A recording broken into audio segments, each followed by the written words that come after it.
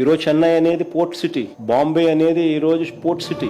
Plan B కింద మేము చెప్పినాం మచిలీపట్నం టు విజయవాడ 70 కిలోమీటర్లు, విజయవాడ టు గుంటూరు మరో 40 కిలోమీటర్లు, మొత్తం ఈ 110 కిలోమీటర్లు నేషనల్ హైవే రోడ్డు ఉంది. ఈ నేషనల్ హైవేకు కాస్త అటు ఇటుగా ఈ మొత్తం క్యాపిటల్ ఏరియా కింద డిక్లేర్ చేయండి. మచిలీపట్నం నుంచి ఎంఏ తీసుకోండి, విజయవాడ నుంచి విఐ తీసుకోండి, గుంటూరు నుంచి GUN తీసుకోండి. మావి గన్ అని పేరు పెట్టండి. మచిలీపట్నం, విజయవాడ, గుంటూరు, మావి గన్. సరే గన్ అంటే బాగుండదు నీకు, అది జగన్ అనేది గుర్తుకొస్తుంది లేననుకుంటే సరే వేరే పేరు పెట్టండి. మచిలీపట్నం నుంచి ఎంఏ తీసుకోండి, విజయవాడ నుంచి విఐ తీసుకోండి, గుంటూరు నుంచి GUN తీసుకోండి, మావి గన్ అని పెట్టండి. ప్రమాణమైన 110 కిలోమీటర్లు క్యాపిటల్ ఏరియా డిక్లేర్ చేయండి కారిడార్ కింద.